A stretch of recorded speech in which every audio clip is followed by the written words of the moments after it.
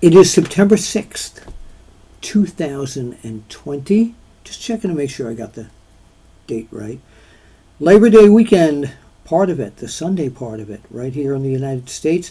To all you U.S. fans watching this, hope you're having a great Labor Day weekend.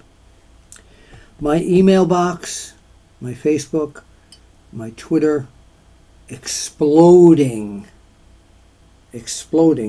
after AEW All Out last night. So let me start off with saying that it was a really, really, really good show. I really enjoyed it.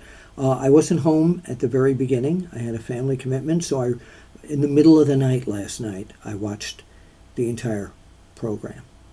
And but I was home for the. By the way, it was unusual seeing a pay-per-view without Cody. Did you feel that way as well? Yeah. So, of course, the controversy coming out of last night, beside MJF saying that Moxley cheated, the real controversy coming out of it was Matt Hardy and Sammy Guevara, where they took that huge bump and Matt Hardy missed the table and his head hit the concrete.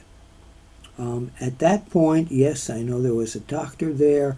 I know that Matt said he could go on, etc., and he was cleared. But to be honest with you, and again, this is my opinion and my opinion only, it is not a stamp of what the company, AEW, should have done. But if it were me, I would have stopped the match, and that was it. As I've seen in some of the other reports, some of the other reporters were very vocal, saying that they just could have had it on, if everything was okay with Matt Hardy, they just could have had a rematch or something on AEW Dynamite this week. But I don't think they should have continued that match. Matt Hardy's wife, Reba, was very, very upset on Twitter. You can read her tweets. But I want to know what you think. Should they have continued with that match, or should they have stopped at that point? And if Matt Hardy said, I want to go on, do you listen to what Matt Hardy says? Or, what if you were in charge of AEW at All Out and you saw that incident and the way Matt Hardy was acting right after that, what would you have done? Again, I would have stopped it and not let that match continue. So, once again, kudos to AEW on a fantastic show. But as Tony Khan told me at the press scrum, again, I hate that word scrum. I don't know why.